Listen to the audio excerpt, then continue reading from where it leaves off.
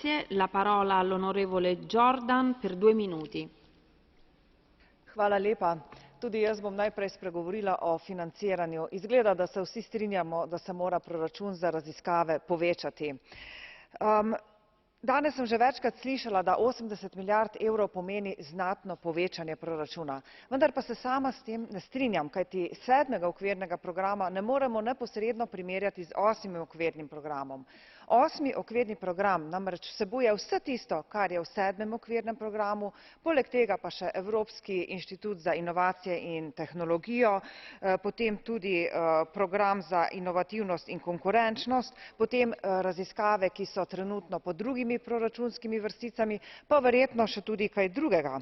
Če bo v pogajanjih prišlo do zmanjšanja predloga finančne perspektive, potem povečanje sredstev za raziskave ni evropska prioriteta, o kateri sicer tako radi govorijo tudi predstavniki v svetu. Drugič, rada bi spregovorila o nesorazmerni geografski porazdelitvi. Ponavadi se ponudi odgovor, da je pač to zaradi tega, ker je glavno merilo za izbor projektov znanstvena odličnost. S tem ni nič narobe, oziroma tako je prav. Ampak znanstveno odličnost moramo definirati tako, da bo le-ta veljala tako za majhne kot tudi za velike projekte. Kajti znanstvena odličnost ni le značilnost velikih, več milijonov težkih projektov, pogosto jo lahko najdemo tudi v majhnih projektih. In take bi moral podpirati prihodnji okvirni program. Tretjič, je pa dejstvo, da obstajajo razlike v raziskovalni kakovosti med državami članicami in tudi med regijami. Strinjam se, da je potrebno te razlike med obstoječim stanjem raziskovalne kakovosti in raziskovalno odličnostjo zmanjšati s projekti iz strukturnih skladov.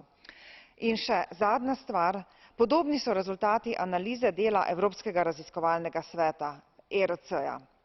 Tudi tu gredo projekti praviloma v večje države članice in na bolj znane univerze. Nekdo od raziskovalcev mi je dejal, da trenutno stanje kaže, da bi se program moral imenovati FAME in ne IDEAS. Merila bi morali spremeniti tako, da ima najpomembnejšo vlogo ideja, kvalifikacije raziskovalca pa morajo biti take, da zagotavljajo izvedbo projekta.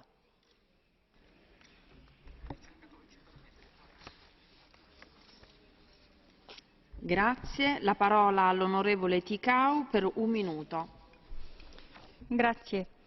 În prezent ne confruntăm cu o criză economică, socială și de mediu, iar cercetarea fundamentală și aplicată, educația și inovarea sunt instrumente cruciale